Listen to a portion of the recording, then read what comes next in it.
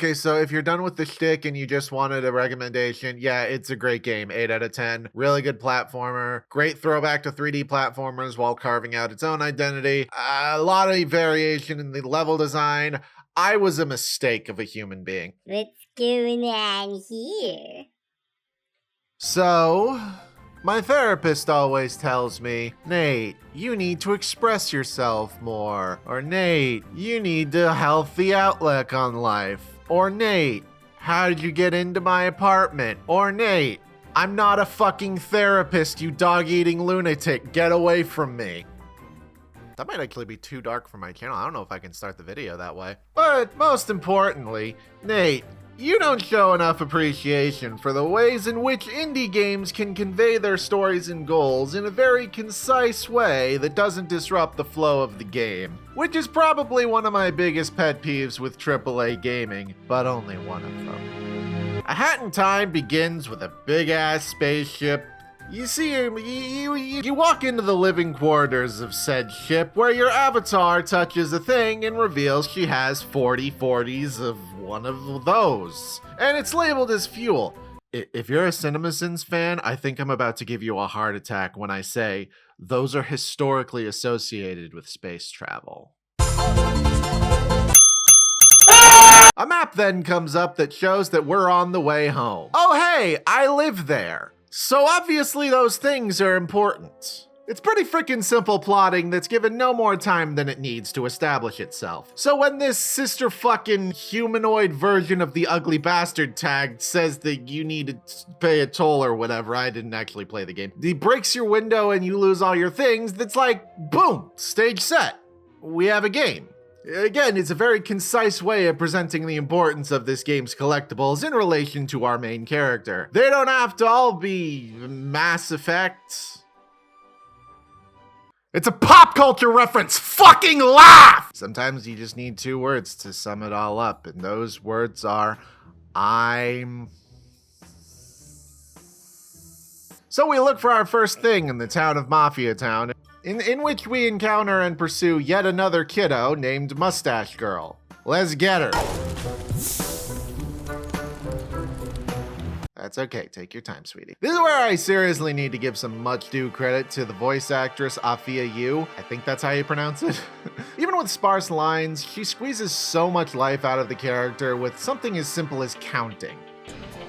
How dare you say fuck!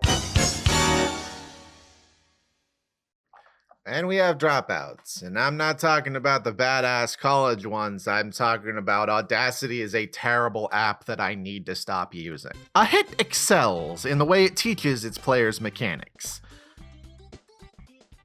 That was almost a sentence. Sorry.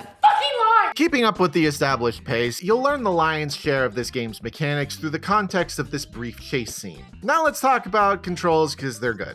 The levels themselves, as we'll discuss later, vary wildly in terms of their themes, but at its core, A Hat in Time remains a 3D platformer, and the controls accommodate that regardless of the scenario. They're responsive to the point of giving you full control over Hat Kid, not just on the ground, but especially in the air. Never was there a moment where I had to take a leap of faith due to poor level design, thanks to this game's buttery smooth air dash ability, which became second nature to me very quickly. It covers a great deal of ground and can be cancelled to change direction mid-air without missing a frame, meaning there are plenty of options for recovery and none to blame on the game itself. That didn't stop me, but, you know. Changing direction in the air, bouncing off of walls and enemies, grappling between conveniently placed candles and talking nooses.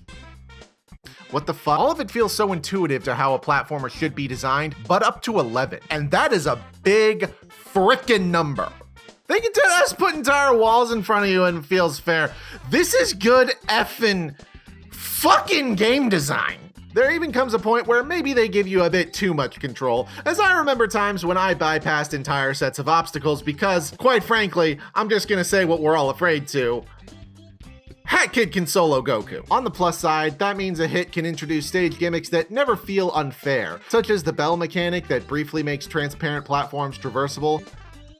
Why'd he do that? While the timing of this can be tricky, it's easy enough to be precise and strategize when and where to jump. Failing in this game feels like your fault because the devs put in time to actually make a video game, and I love those. Adding on to this, A Hat in Time also sports a variety of unlockable hats. all of which significantly change the ways you interact with the world, giving you access to new areas at a gradual pace. But as we all know, hats are things, and you can't have things without stuff to make things. Yeah, not my most seamless transition. But on the subject of seams, scattered throughout this game's amazing 6 levels, and also the ship, are balls of yarn that can be used to weave these hats. Discovering new yarn types unlocks the ability to craft new types of hats, and they are plentiful enough to make tracking them down feel more rewarding than tedious. The gameplay loop of looking for yarn to unlock new hats to gain abilities that open the levels further adds a great deal of exploration to an already robust series of worlds. When I see an ice pad or that purple stuff early in the game, and I don't have the corresponding hat, my first thought isn't fuck, I gotta go get 5 green coins to give Chunky the belching ability because fuck this big ass bug. If you know, you know. Basically, it's not scientifically possible to frown while playing a Hat in Time. I know a guy who tried, and let me tell ya, he's dead. A Hat in Time's roots lay firmly in 3D platform collectathoning, and it's insane how much this game makes out of that very simple premise. Devoid of context, each world seems like the thesis of an entirely different game. The diverse storylines and mechanics all center themselves around the one central goal of collecting things, the things in question being more of an excuse to make levels around as opposed to an actual plot point. That's not a bad thing. Each world offered is practically an entire different genre, making the admittedly small amount of levels absolutely gush with personality. It's like they were written from the point of view of a hyperactive child that wants to play with all of their new toys. Before their dad comes back with the milk and is like, why don't you get a job, you fucking freeloader? And then the child's like, I haven't really developed yet. And they're like, this is why your mother's dead.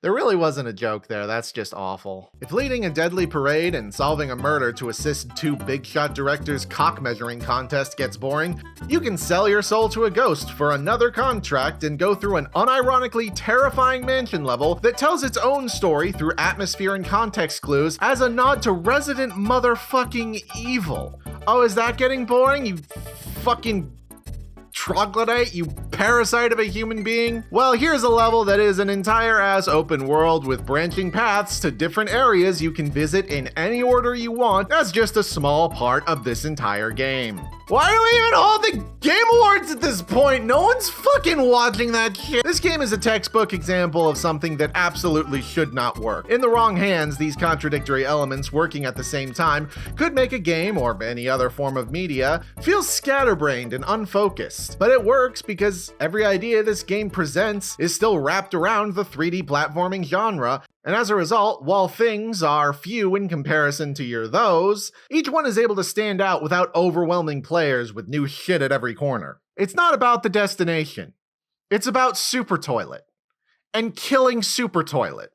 The reward is an afterthought, and I really love that philosophy of game design. That said, what I see as variety can easily be seen as an unfocused clusterfuck of dropped mechanics and storylines that go precisely nowhere. Let me explain. The aforementioned Queen Vanessa level is a great break from the formula, with a legitimately terrifying antagonist and genuine horror feel. However, once it really starts to get going, it just kind of ends. You find the thing in the attic, and promptly off you fuck. Queen Vanessa is never brought up again, which is weird, given implications. Oh yeah, I guess she kept Snatcher as a sex slave, and that's why he's a soul-stealing dickwad, I guess. I don't know, go boss fight him. We will never bring this up again. What the shitting bitch fuck. Bird Battle is a great highlight that showcases this game's variety of levels and how your score in each level affects the outcome of the awards, and there is just no end. Whoever wins the award goes batshit, you bonk them for their batshittery, and then neither come up until the final level, where they die. For the most glaring example of missed potential, look no further than the game's main antagonist. Her contribution to the narrative comes down to she shows up in level 1, is a lunatic, gets mad at you for not doing a thing, and then vanishes from the game until the final level, in which she harnesses the power of things to create her own kingdom, where she rules as judge, jury, and executioner. That is very much a thing that happens. Your life is nothing. You serve zero purpose. You know, if you're gonna use her for the game over screen, it might be cool if she actually had a presence. What if she showed up periodically to mess with your progress? Like if she was the one that blew up the train, or I don't know, maybe she made Super Toilet. Somehow, it all comes back to Super Toilet. It always does. I would have at least given the player more incentive to stop her and add more stakes to the final boss than just a lot of things at once. As it stands, it's just a waste of a pretty great comedic performance. Oh wow! What a touching story! Just kidding. Bad guy, next! I hope it doesn't sound like I don't love this cast though. Despite the spotty development and lack of place in the story, or hell, maybe because of it, they all feel like they fit the weird picture that is this game. And now I'm going to say more nice things about a hit. I need to stop calling it that, but I'm not going to.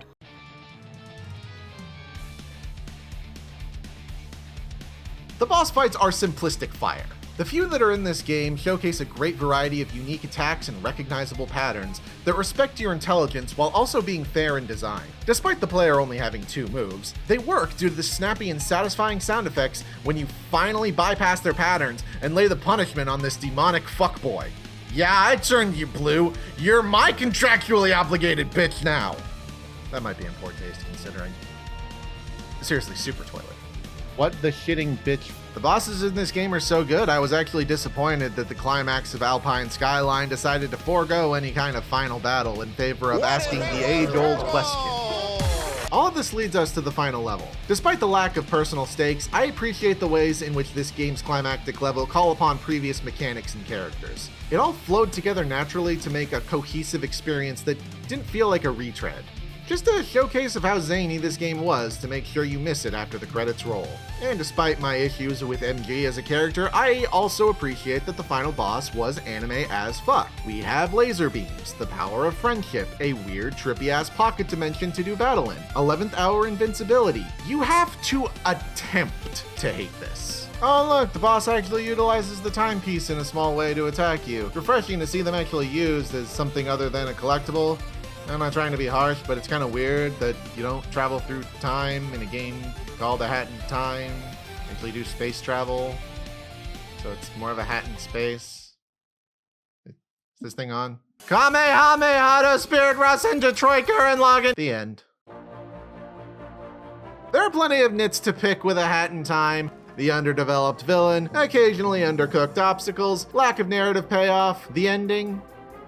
When it ended, but none of that stops A Hat in Time from getting a big recommendation from me. You put an 8 on the box, that's my name. And that's my seal of approval. It's worth absolutely nothing. There aren't too many elaborate 4-hour video essay worthy reasons to love this game. It's just a fun, feel-good game with a healthy dose of level variety, practically gushing at its seams with personality. From its world to its characters, especially its delightful main character who just makes the game for me. It can't be overstated how much love Gears for Breakfast put into every aspect of this game, which makes it easy to forgive any potential shortcomings. Plus, I'm just gonna say it, one of these games makes you sacrifice a fucking goat to pull off a simple air dash, and it sure ain't the one I just spent the last several paragraphs filleting. Get out of here. Hey, get out. Get. Well, I think that about wraps up my thoughts on A Hat in Time. Maybe someday I'll revisit the game to give my thoughts on the DLC, but I think this should be enough for now. Well, say goodbye, Hat Kid. Bye. She's dead! She's fucking dead!